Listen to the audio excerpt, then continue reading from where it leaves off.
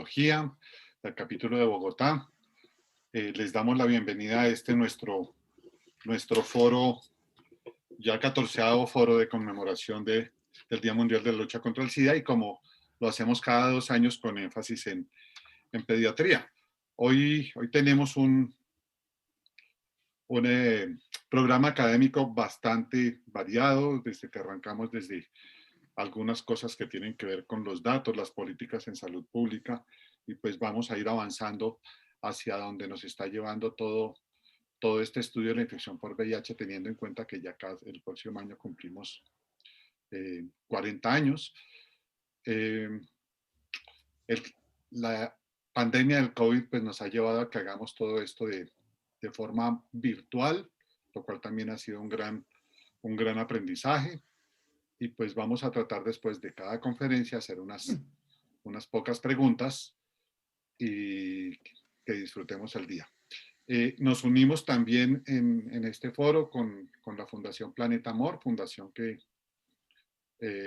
ya desde hace muchos años trabaja por los niños viviendo con VIH y por sus madres. Y también nos unimos este año en particular, y nos van a ver algunos de nosotros con la camiseta puesta de Indetectable Igual e Intransmisible, a través de la campaña de poblaciones, del Fondo de Poblaciones de Naciones Unidas, y de la cual pues tendremos algunos videos y vamos a tener una conferencia sobre el tema.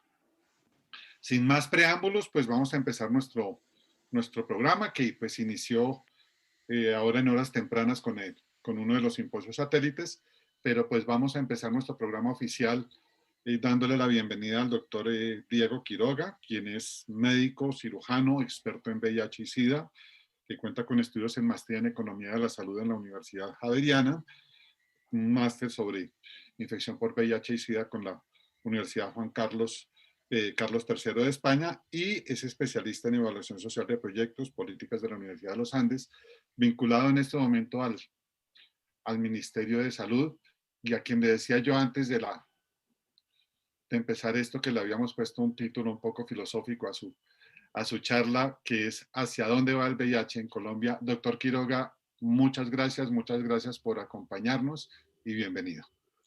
Doctor Sussman, muchas gracias a usted por coordinar estos eventos que están teniendo una incidencia fuerte en el desarrollo de las capacidades a nivel territorial.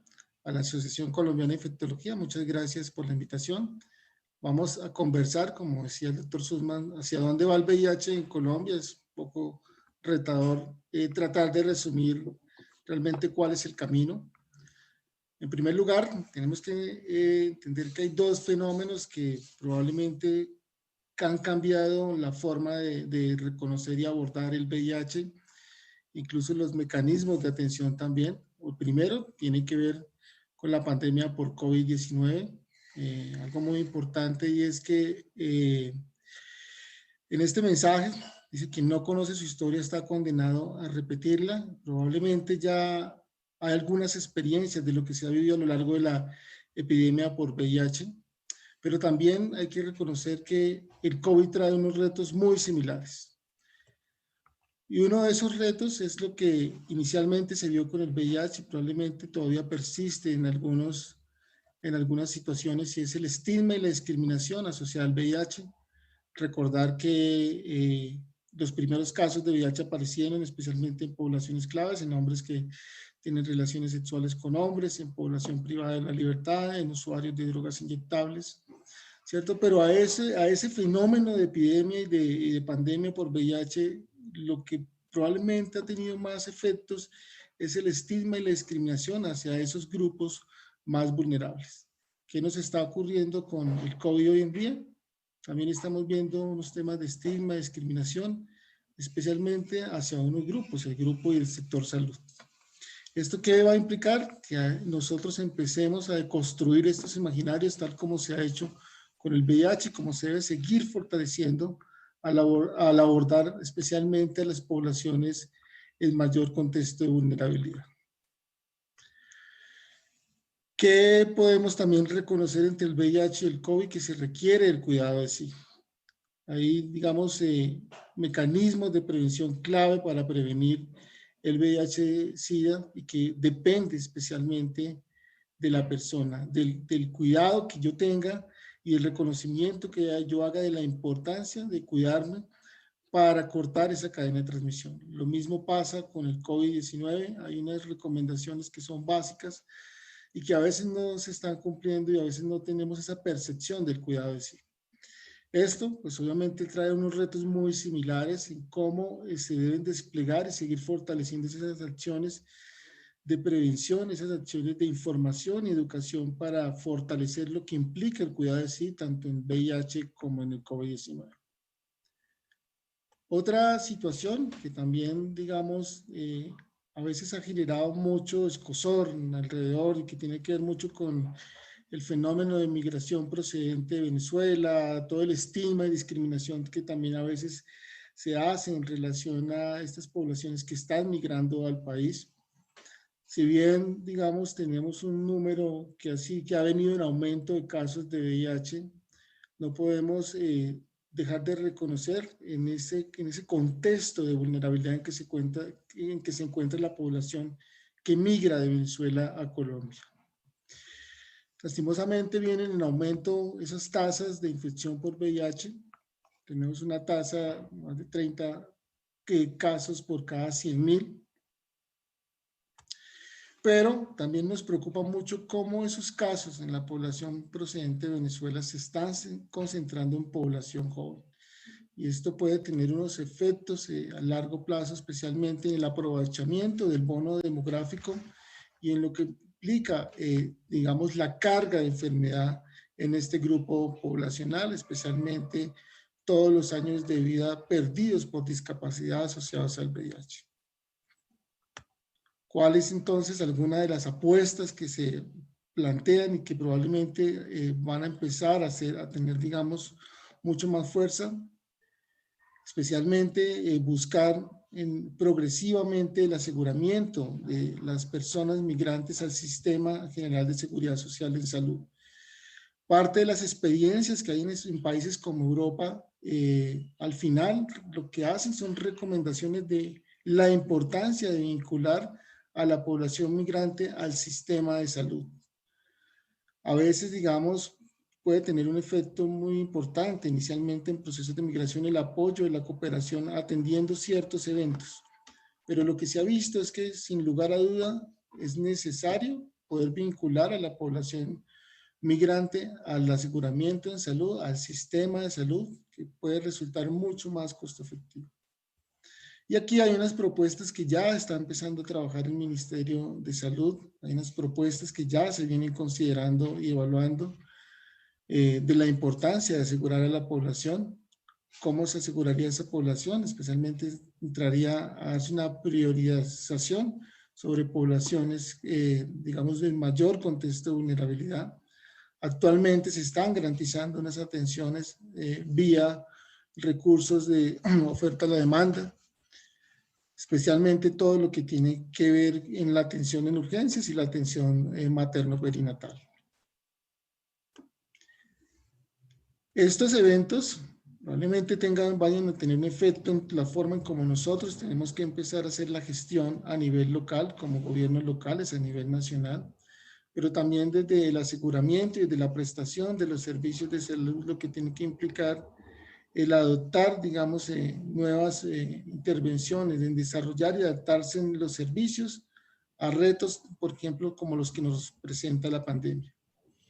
Ahora bien, digamos, hay unas metas globales a las que se ha suscrito Colombia, que son los Objetivos de Desarrollo Sostenible.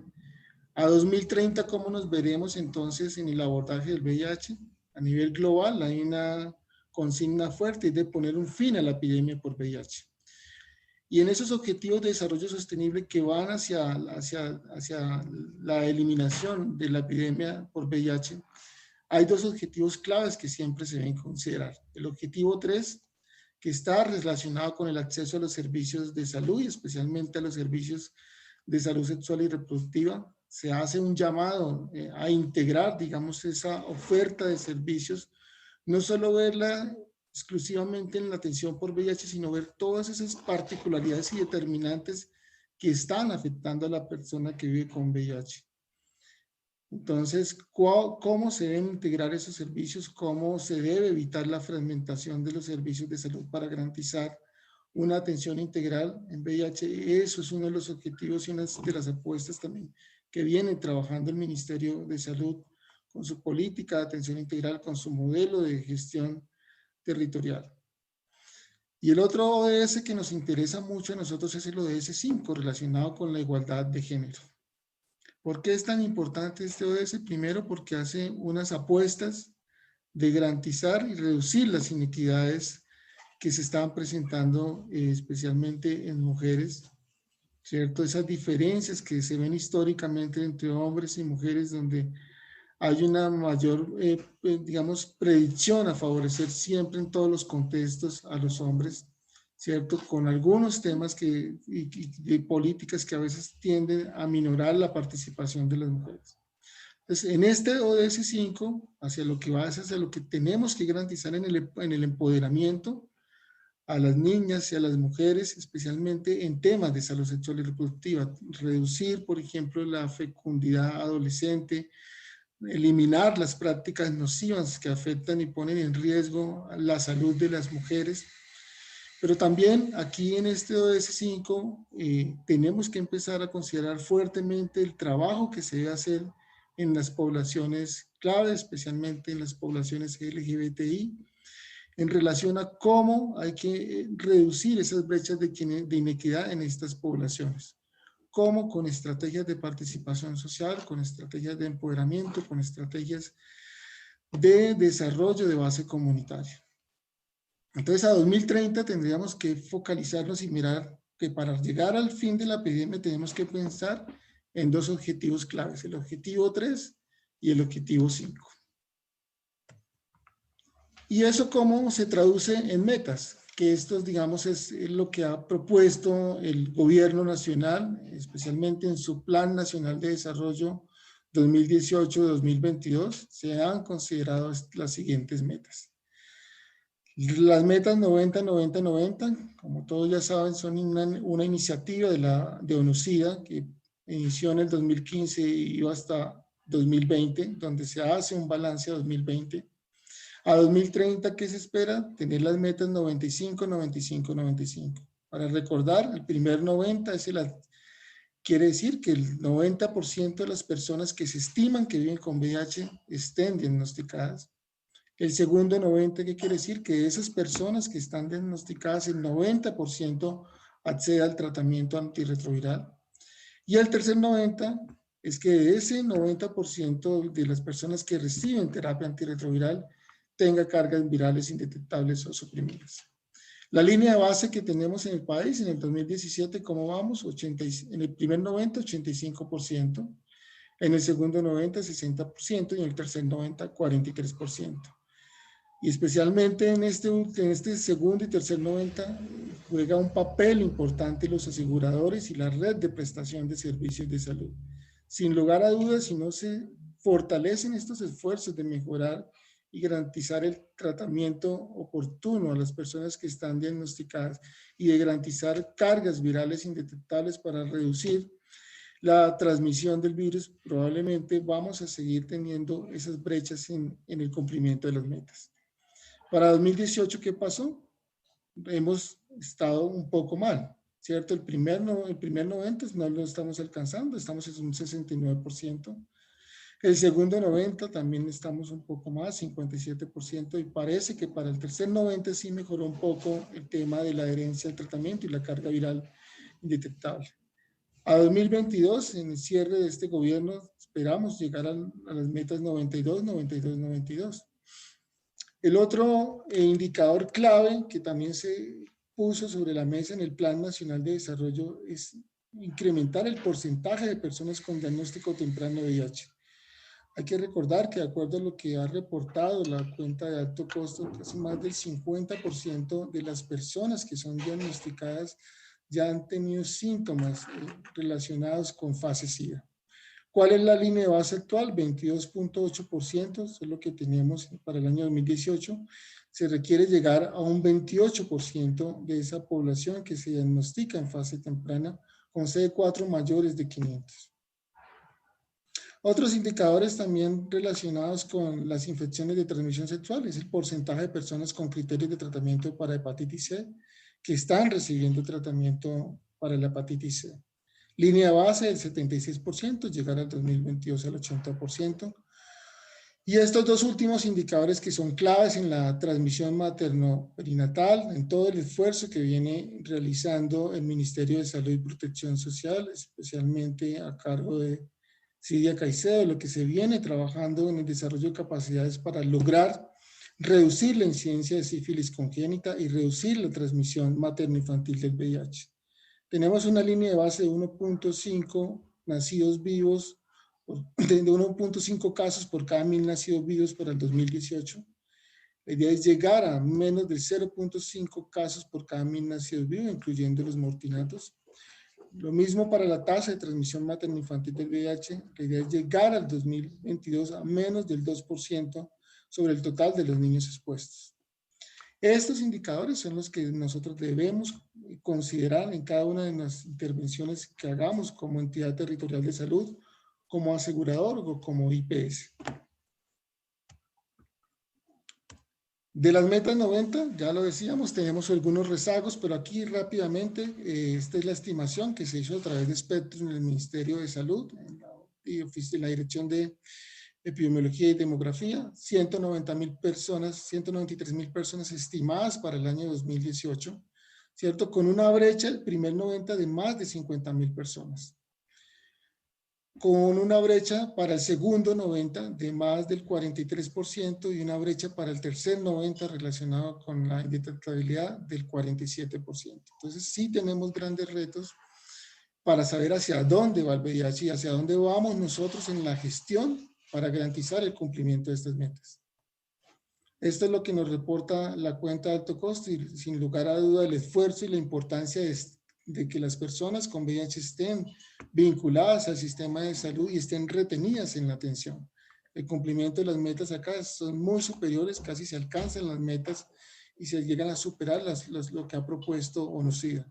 Por ejemplo, acá en este informe que se tiene en la cuenta de alto costo, más de 100,733 personas diagnosticadas, 85% de las personas recibiendo tratamiento antirretroviral, y 72% con supresión viral menor de 50 copias, pero si se mira desde la supresión viral menor de 1000 copias, se supera el 80%. Entonces, ¿qué recomendaciones habrían o iríamos hacia, digamos, hacia dónde va el VIH con la participación y el esfuerzo de los actores en salud? Para el primer 90, digamos, ¿qué es lo que se avisora? Ya el Ministerio de Salud ha considerado garantizar la realización de pruebas fuera del laboratorio clínico, probablemente para mejorar el diagnóstico a nivel comunitario con la participación de las organizaciones de base comunitaria en el acceso al diagnóstico. Entonces, digamos que para el primer 90, uno que pensaría que debe ocurrir mayor vinculación de las organizaciones de base comunitaria en el acceso al diagnóstico, especialmente en poblaciones claves. Para el segundo 90, y que probablemente nos lo van a hablar más adelante en alguna de las ponencias que se van a realizar, de las recomendaciones que ya hay a nivel global de considerar diagnosticar y tratar a todos los pacientes con infección por VIH independientemente de su estado inmunológico. Esa recomendación es una recomendación fuerte de la evidencia, ¿cierto? Que fue propuesta por la Organización Mundial de la Salud en el año 2016 y probablemente para allá es donde vamos en el ajuste a las guías de práctica clínica que viene trabajando el Ministerio de Salud y Protección Social. Esto es, digamos, el reporte que hace la Organización Mundial de la Salud que hizo este año en el Congreso Mundial de Infectología. ¿Qué países se han comprometido a incluir esas recomendaciones de tratar a todos los pacientes? Probablemente, ahí está Colombia en azulito, se está considerando incluir dentro de sus guías de práctica clínica tratar a todos los pacientes independientemente de su estado inmunológico.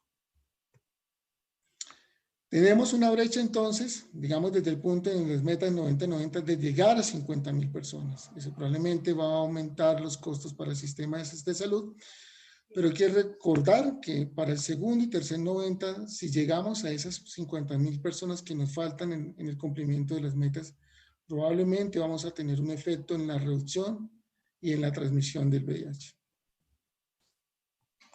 Desde la gestión del riesgo, ¿qué podemos considerar y hacia dónde vamos? Y aquí es importante el rol de los aseguradores y de las instituciones prestadoras de servicios de salud. Primero, es necesario posicionar una estrategia de prevención combinada. Y aquí es empaquetar esas acciones de información, educación, acceso a medidas preventivas tan básicas como el acceso a condones, acciones de información y educación relacionadas con la reducción del estigma y la discriminación. Eso sería, digamos, parte de las recomendaciones que también nos hace la Organización Panamericana de la Salud, de seguir trabajando en una estrategia de prevención combinada. Desde el punto de vista del acceso a tecnologías, también se va a considerar, ¿cierto?, la inclusión de tecnologías como la profilaxis por exposición. Eso, digamos, probablemente lo que va a trabajar el Ministerio de Salud con el apoyo de las organizaciones que están haciendo las evaluaciones económicas, que están considerando incluir este tipo de tecnologías. Eso, digamos, lo sabremos de acuerdo a lo que se vaya, digamos, proponiendo el Ministerio de Salud en su actualización de guías de práctica clínica. Otro de los temas a considerar son las rutas específicas de VIH, ¿cierto?, hepatitis C y otras infecciones de transmisión sexual. Y aquí lo que se está considerando también es cuál es el rol de la prestación primaria en mejorar la resolutividad de la atención en VIH, cuál es el rol de las organizaciones de base comunitaria en la prestación primaria, especialmente en procesos de participación social, en cómo se vincula a la sociedad civil para mejorar la prestación y la calidad de los servicios de salud. Y otra recomendación que también nos puede, digamos, predecir un poco es cómo vamos a focalizar intervenciones sobre grupos de riesgo. Ya en una presentación inicial del 1 de diciembre estuvimos mostrando cómo es necesario reducir la carga de enfermedad, especialmente en hombres de 25 a 39 años de edad, que es donde se está concentrando especialmente esos años de vida perdidos por discapacidad a causa del VIH-Sida. Y sin olvidar también el lema de lo que se ha propuesto para este año en el VIH-Sida, lo que es indetectable e intransmisible. Ese mensaje es importante también desde la gestión de riesgo para fortalecer el tercer 90. Otro tema que también, digamos, nos tenemos que considerar es en el marco de la pandemia lo que se ha hecho y lo que ha expedido el Ministerio de Salud en tema resolutivo de cómo los servicios de atención ambulatoria se tienen que adaptar para garantizar la prestación de los servicios. Y aquí hay dos elementos básicos. ¿Cuál va a ser el rol de las tecnologías de la información? ¿Qué se tiene que hacer para garantizar que las personas que están en sus casas y se desean recibir, digamos, atenciones ambulatorias a través de modalidades como modalidades virtuales o telesalud, deberían garantizarse, ¿cierto? Y esto es uno de los retos grandes que se plantea, especialmente en el acceso de las poblaciones a las tecnologías de la información. Pero también en cómo las instituciones prestadoras de servicios tienen que empezar a adaptar modalidades de atención ambulatoria que necesariamente no estén condicionadas a la presencialidad, ¿cierto? O a la asistencia a las instituciones prestadoras de servicios, sino a través de otras modalidades como el seguimiento domiciliario. Entonces, eso que nos está mostrando la resolución 521 va a trazar la forma en cómo se tienen que adaptar los servicios también para garantizar el acceso de las poblaciones, especialmente las poblaciones claves, a otras modalidades de atención ambulatoria que nos ha previsto, digamos, por la necesidad de la pandemia, empezar a desarrollarlas como fuerza. En temas de costos también es importante comprender cómo es necesario mejorar, digamos, algunos procesos de atención, pero también optimizar el uso de los recursos en relación a lo que se está invirtiendo para la atención del VIH-Sida. Este es un informe de la cuenta del Sistema de Información de la Protección Social. En promedio, digamos, se están gastando en el sistema, en el régimen contributivo, más de 60 millones de dólares al año en la atención a la población afiliada. ¿Dónde se están concentrando esos costos? En la atención ambulatoria. Y esto es por lo que ya decíamos, de la necesidad de poder llegar a esas 50.000 personas adicionales para cumplir el primer 90. Entonces, de lo que viene para el país en temas de cómo tenemos que mejorar el diagnóstico, cuál va a ser el rol, digamos, de las organizaciones de base en llegar a esas personas que no estamos vinculando al sistema de salud. En gestión de la salud pública, que es básicamente aquí el papel que juegan las entidades territoriales de salud, es muy importante. Esto es solo una información para mostrar cómo la mortalidad por VIH, pues digamos, entre el año 2010 al 2019 hemos tenido más de 24.000 casos de muertes con causa básica identificada entre los códigos reportados por VIH. La mortalidad se está concentrando en hombres, en una relación de 3:1, pero también nos preocupa mucho el tema de que más del 13% de esos casos de muertes reportadas, ¿cierto? La población había reportado que no estaba vinculada o afiliada al Sistema General de Seguridad Social en Salud. Entonces aquí también es clave empezar a identificar cómo se va a garantizar la afiliación de esas poblaciones que no estamos alcanzando. ¿Qué entonces tendríamos que tener en cuenta? Empoderar a las organizaciones de base comunitaria a través de las estrategias que se plantean en el plan de intervenciones colectivas, ¿cierto? El tema de participación social y movilización, reforzarlo y seguir trabajando fuertemente con la sociedad civil para garantizar de cómo vamos a llegar a esa población que, digamos, está estimada en los últimos 10 años en más de 3.000 personas que fallecieron a causa del VIH, pero no estaban afiliadas al sistema de salud. El otro componente y que nos plantea un reto es el reto de mejorar una atención diferenciada en el grupo de adolescentes y jóvenes. ¿Cómo vamos a empezar a implementar estándares progresivamente que nos ha recomendado la Organización Mundial de la Salud para atender de manera diferencial a adolescentes y jóvenes, especialmente en programas de atención específica al VIH? Y por último, un tema de desarrollo de capacidades que ya viene mucho más con la construcción de los elementos técnicos que está haciendo el Ministerio de Salud. Muchas gracias. Gracias.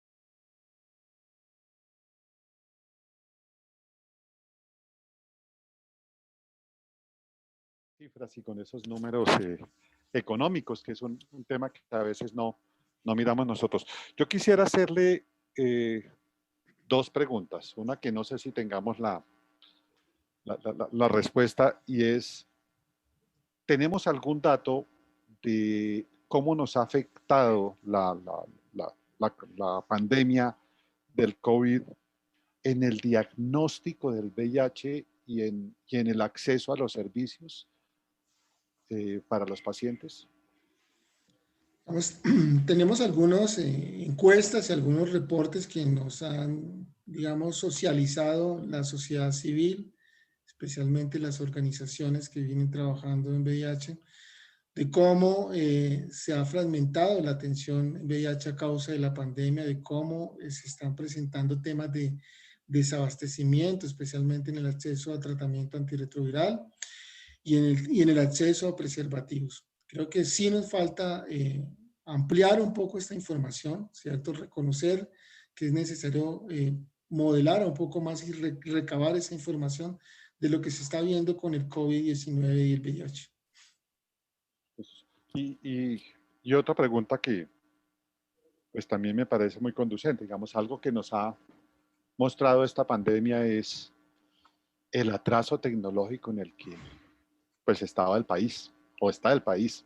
Y le doy datos de nuestro grupo de trabajo, cerca del 40% de los pacientes no tienen un smartphone, entonces es muy difícil que uno pueda establecer una comunicación efectiva con estos pacientes a través de, digamos, de los modelos adaptativos de telemedicina que hemos tenido que hacer todos. Pero yo quisiera preguntarle si hay algún trabajo mancomunado entre el ministerio y el ministerio de las TIC para que podamos empezar a mejorar algún tipo de estas cosas y pues digamos que ya la telemedicina sabemos que ahora sí llegó para quedarse y en VIH va a ser es una oportunidad de mejoramiento. ¿Hay algún trabajo que se esté haciendo entre los dos ministerios o podemos proponerlo? Digamos, sí, ya hay unos avances, especialmente normativos, de lo que se ha declarado en el marco de la pandemia, que ha, digamos, Se ha solicitado el apoyo, especialmente la gestión que deben hacer las entidades territoriales, los gobiernos locales, ¿cierto? Que es un llamado también que hace el Ministerio de las Tecnologías de la Información para garantizar ese tema de la conectividad. Y especialmente en temas de, como usted ya lo dice, nosotros planteamos unas intervenciones y uso de tecnologías, pero tenemos unas deficiencias ya reales en el acceso de la población. Más del 60%, digamos, de lo que se ha reportado en la población tendría solo acceso a las tecnologías de la información, que va de la mano con lo que usted está encontrando en sus estudios. Doctor Diego, muchísimas gracias. No tengo preguntas del auditorio.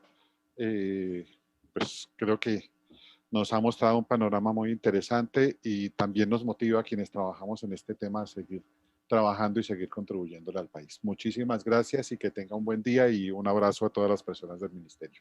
Muchas gracias, doctor Suma, de la Asociación Colombiana de Infectología. Muchas gracias por la invitación y a todos los oyentes. Feliz día. Gracias, Diego. Bueno, continuamos nosotros en nuestra reunión y seguimos avanzando y le doy lugar a la conferencia del doctor Daniel García.